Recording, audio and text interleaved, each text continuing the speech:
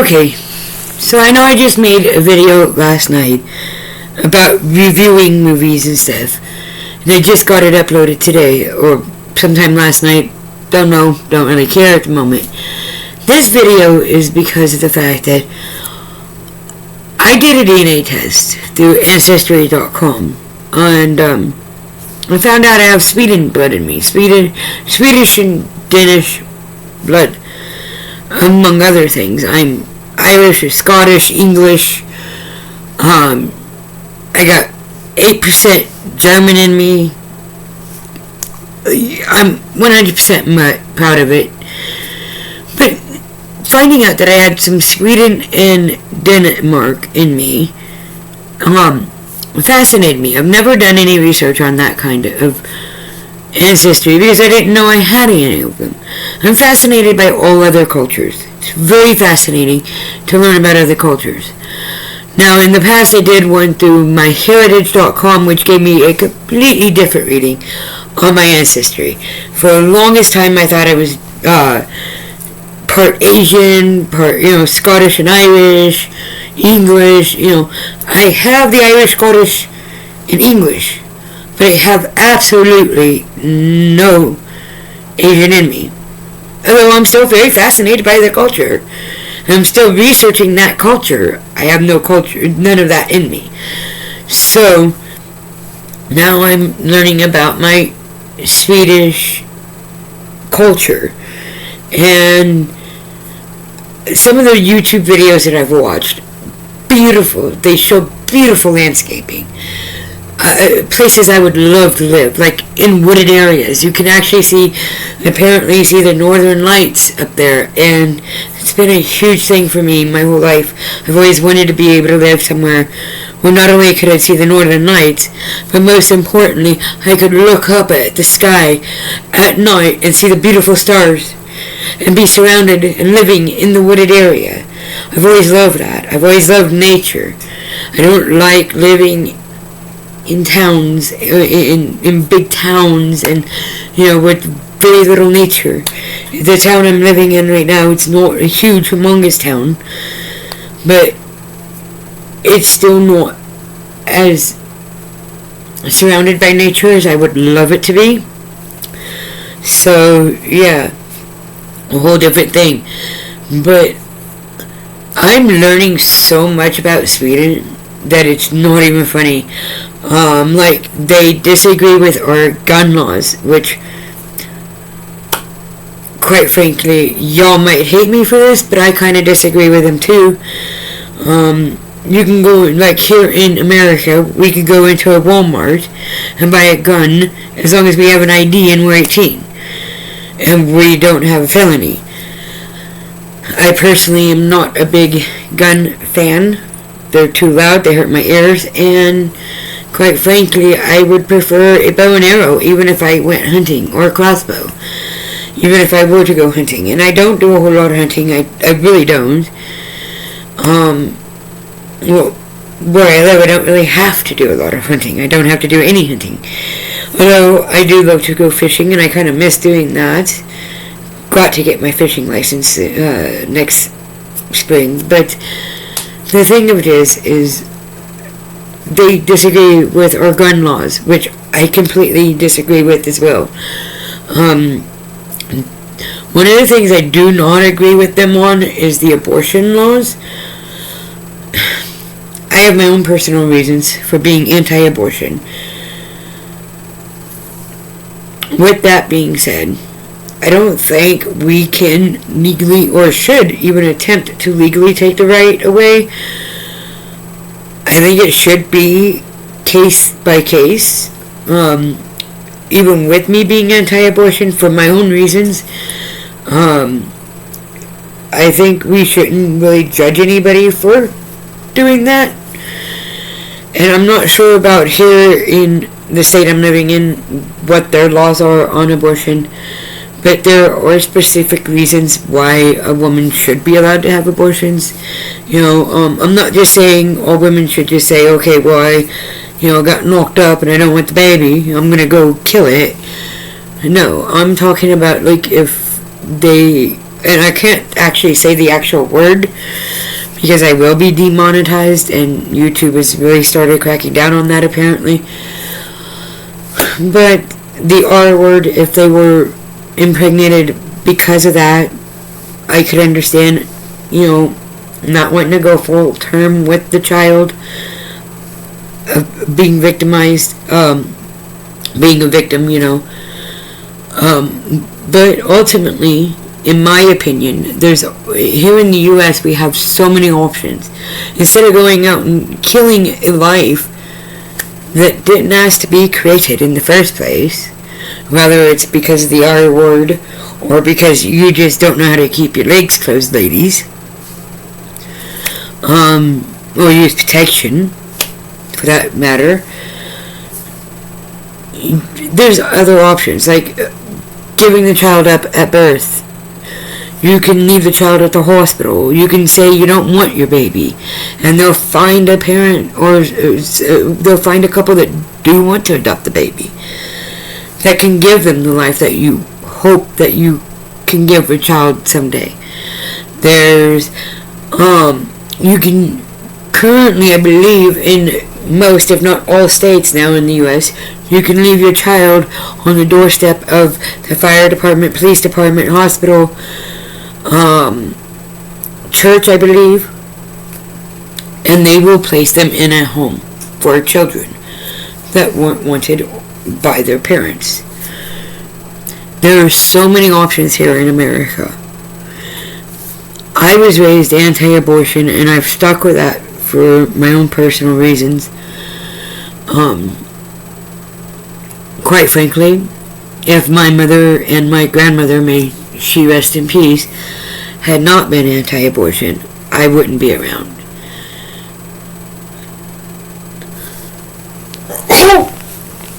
Pardon me.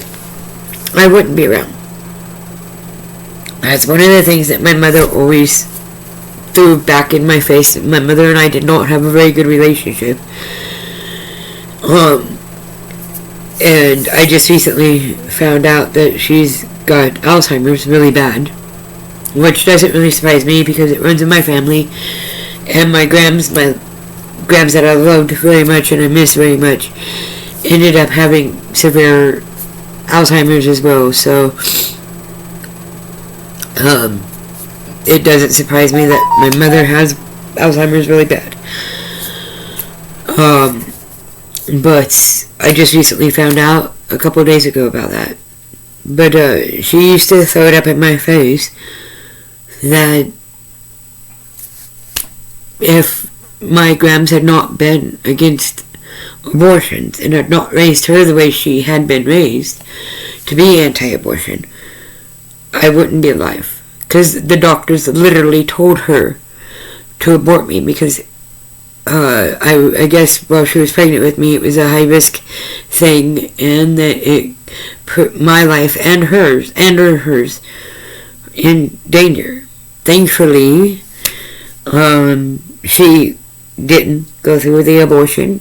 I don't know how seriously she thought about it, nor do I even want to know about that. But, yeah, I'm completely anti-abortion, and I think there's other options. And for somebody that's been victimized with the R word and ended up pregnant because of it, I understand you don't want a constant reminder around you about that, but don't blame the child for its father's sins, its father's wrongdoings, because that child didn't ask for that.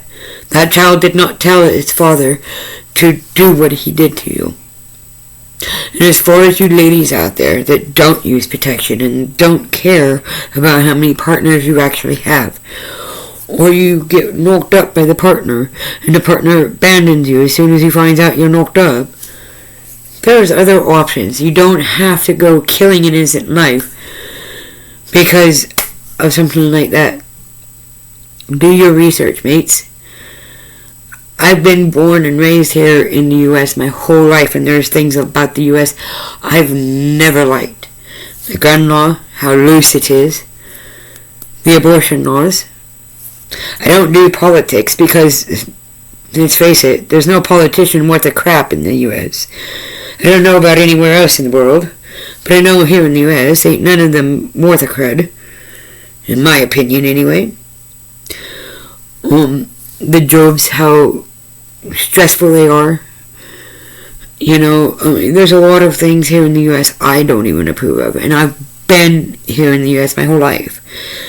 And one of the things that Swedes don't like about us is how ignorant the U.S. is, the American people are about other cultures. Now, you can't apply that to all of us, alright, Sweden? Just saying. Yes, I don't know a whole lot about Sweden. I don't know a whole lot about Denmark. I don't know a whole lot about Germany. I know a lot about the bad stuff about Germany, but not really a whole lot of the good stuff. I haven't reached that level of research on the Germans yet. I'm kind of postponing that one. But I do know that I love to branch out. I love to learn new cultures. I love to taste new cultural foods, like Asians, for example, their sweet and sour chicken. Love that. I'm addicted to sweet and sour chicken, okay? I've never tried anything Sweden yet. I'll have to research it and see anywhere in the U.S. that might have some authentic Sweden food. And then reach out and get it, because I would love to try it. Not all of us Americans are ignorant about other cultures. Actually, some of us, like myself, love to research and fall into line. Well, not so much as... Okay, that didn't come out right. We love to research it, and some of us actually take out some of their cultural beliefs, like Asians again. They take off their shoes as soon as they walk in. They have inside shoes and outside shoes. Currently, I don't have any inside shoes. I have only outside shoes. But there's a wee bit of a mess by my shoes right now, so I can't really show them. But I got 3 pairs lined up nicely over here close to my front door. I follow that cultural rule because it tracks in less dirt. Okay? If you're tracking in mud, you don't have to worry about it because your shoes are off. Now, it's winter time here in the U.S. I don't know what Sweden's like in winter time. One of the videos I watched said that it rains a lot during the winter and you hardly ever get snow in most bigger towns. But some of the scenery I saw of other videos out in the wooded areas, there's snow on the ground. So, I'd probably have to deal with some snow. I'm fine with that as long as I'm inside. Health issues. Watch the video before last one. They like to be left alone. I think that's a genetic thing for me. Because I, too, do not like to go out of my way to go make friends and, be asked constantly, how's your day going? Because people here in the U.S., we don't legitimately mean, give me your day-to-day walkthrough. When we ask that, we mumble, oh, it's okay, or it's meh, whatever. And then we go on about our day. When I ask somebody that, I'm not a typical American, obviously, because when I ask somebody that, I legitimately want to know how their day is going. Not it's been okay, and then go about my life. No, I legitimately want to know, how is your day doing? Is your day been crap? Do you need somebody to lean on? Because I got at least one good shoulder you can lean on. Arthritis in that one, so, if it pops out, it pops out, sorry. But, or has your day been good? And you just want to boast about it, brag about it, whatever you want to call it nowadays. As far as... I'm getting way off topic. Well, not way off. Not really way off. Okay, but I've also learned that Sweden schools, high schools, are completely different from the high schools here in the U.S. I got a fly that likes to pester me. Here in the U.S., we, as students, well, I'm no longer a student, obviously, but when I was, we would change classes. Our school was like my high school was 2 to 3 floors, including main floor, second floor, third floor, and we would have to move from like math class to English class, or math class to gym, whatever we had. Okay, and we'd have study hall. We'd also have lunch break. But in my high school, the town I grew up in, the high school I went to, okay, we could leave campus to go get lunch. If we didn't want to eat the crap lunch that we had at school, and we could afford it, we could leave campus, but we only had a set time. We had to come straight back. We had to get our food to go eat either on the way back to campus or at campus, and then go right, and we had to eat in a rush. Then we'd go back to class. We didn't have a whole hour for lunch. And God forbid if you left campus and you were walking. Okay. Thankfully, some of my classmates that were friends of mine, at least one of them drove, and we would go off campus every now and then and, treat ourselves. But for the most part, we ate on campus. So I'm trying a new hairdo, by the way. So, yeah. We'd eat mostly on campus. But, sometimes we'd go off just to treat ourselves if we had the extra money. We weren't rich. And we weren't very popular either. So, yeah, that's another thing I hated about high school. The cliques. Jocks with jocks. Cheerleaders with cheerleaders. Preps with preps. If you were rich, you were hung out with the rich kids. If you were poor, you hung out with the poor kids. And you were made fun of and bullied. I happened to be one of the poor ones. I was bullied not only for that, though. So I was so bullied for my family name, apparently. Never be the youngest in a family that is hated by a whole town. It kind of stinks. But that's besides the point.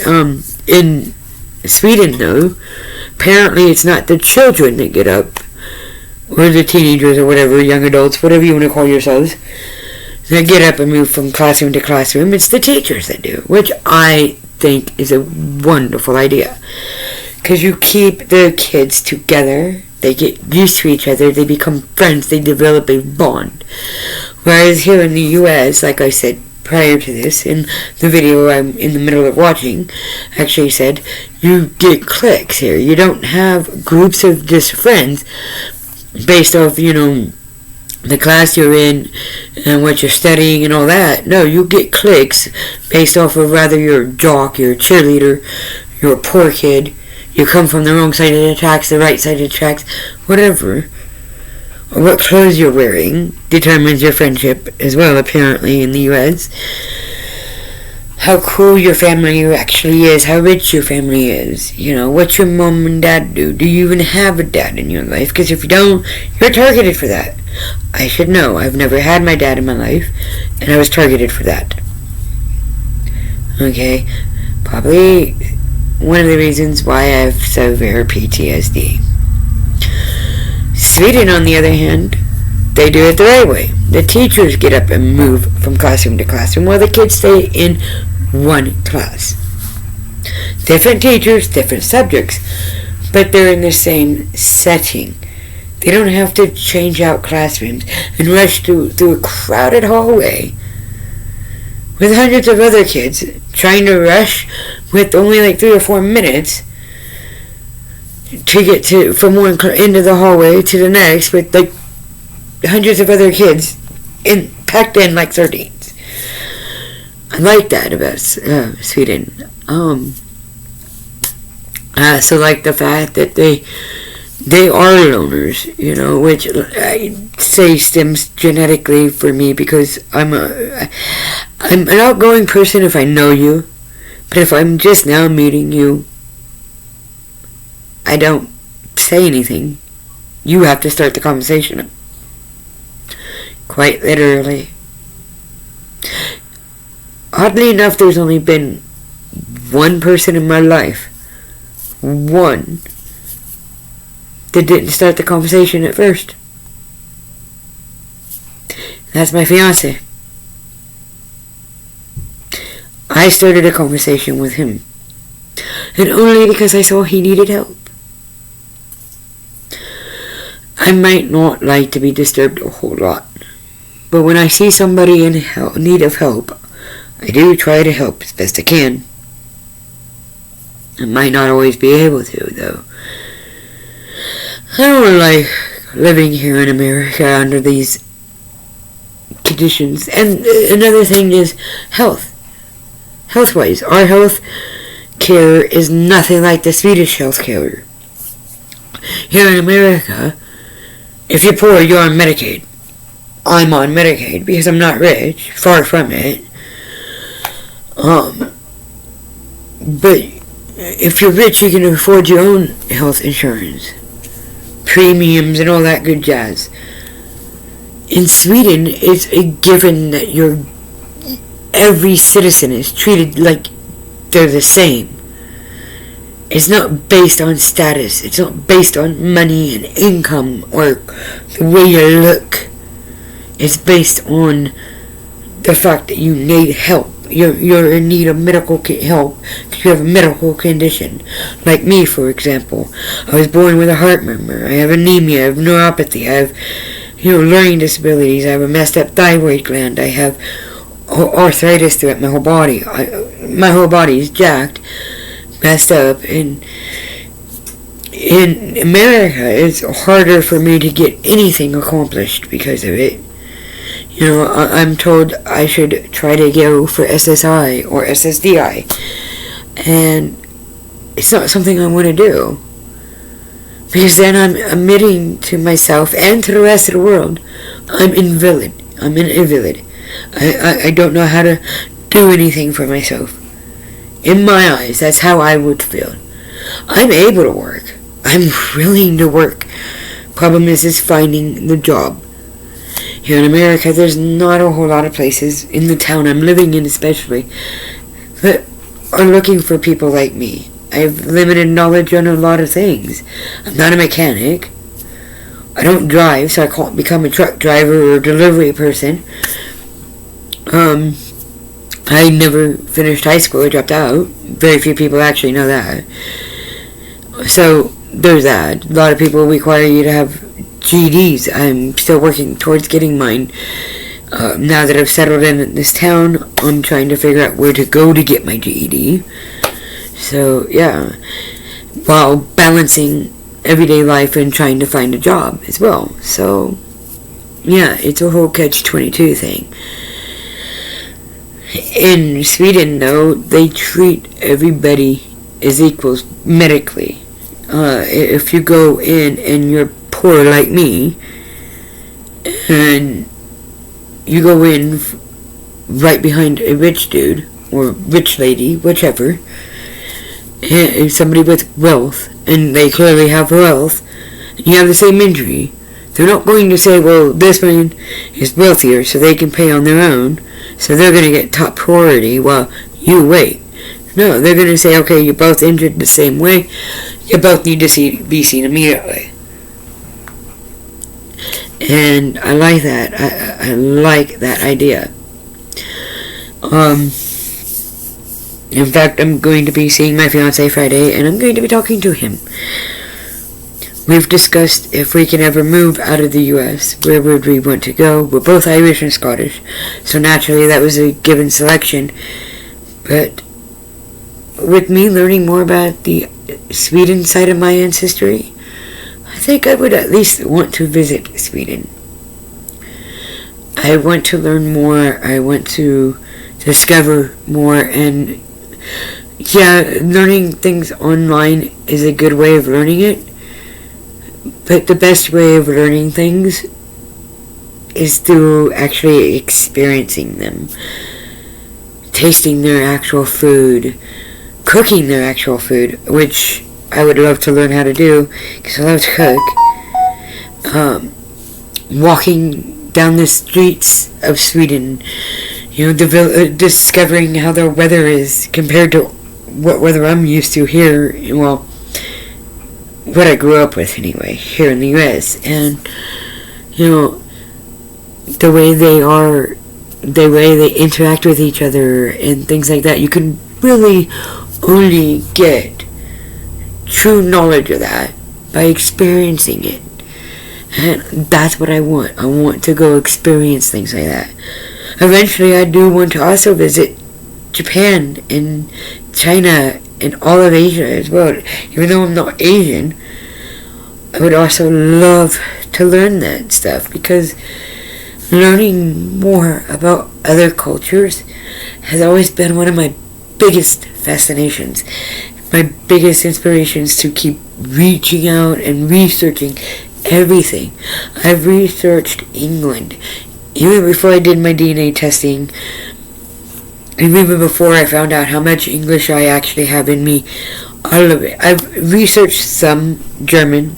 Like I said, all I could really dig up at the time of my research at that time, it was back when I was still in school, was the bad stuff. But now that I've actually been able to hit the internet and learn more, there's more about that I can learn too. So yeah, I think branching out our knowledge here in the U.S. would benefit us.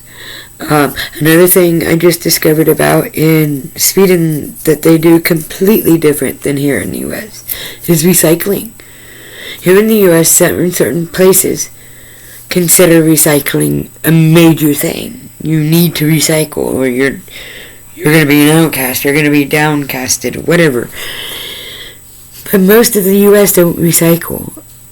And in Sweden, they even have places in the stores where you can turn in your aluminum, your bottles, your glass bottles, your milk jugs, your plastic jugs, all of it. And I love that. I love that because, sorry, my dog just jumped at in my side view, so kind of made me alert to what he was doing. But I love that about Sweden, because it produces less waste. So yeah, in closing, because it is going on 28 minutes, in closing, I hope you guys found this informative, and that you guys do want to eventually branch out and learn more, not only about Sweden, but other cultures. I mean, there's Asian cultures, there's England, there's Irish, Scottish, there's German, there's Sweden, there's all kinds of cultures that none of us really reach out to. None of us branch our knowledge out to, and I think that's one of the things we should do. Instead of limiting ourselves to the knowledge of just here in the U.S., branch your knowledge out, learn more. You might find another place that you would love to visit, if not move to, because they have different cultures than us, and you want to be part of that culture. Who knows? You might find your next home away from home, so to speak. So branch out, learn more about other cultures, and don't stay ignorant. And for you people out there that actually might watch my videos that aren't against guns, I'm fine with that. You can have guns as long as you're not going to go do something stupid with them. Okay? But I'm against guns for my own personal reasons. If you own a gun, I'm not going to judge you, as long as you're not aiming to hurt anybody with it. Okay? But the thing of it is, to me, I don't like the smell of gunpowder. I don't like the noise that guns make. It hurts my ears. I have sensitive ears. And quite frankly, I don't like how guns feel in my hand. Yes, I know how to shoot a gun. Yes, I know how to load one. I know all of the safety tips and all of that. I was taught about that as a child. I also know how to fire one.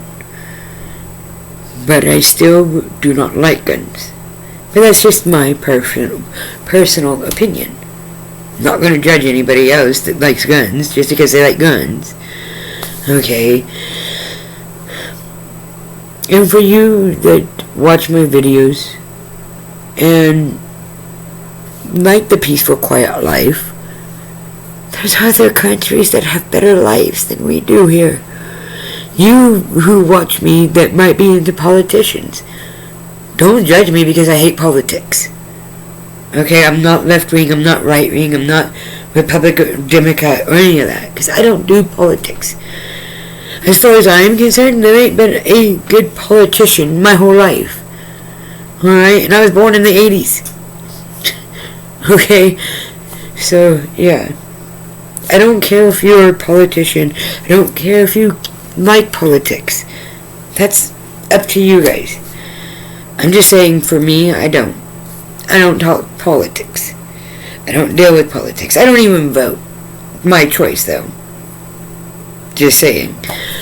But with that being said, and I've hit 31 minutes, so I will close off and hope somebody actually watches this and learns. Have a good night, day, or afternoon, whichever it is for you all.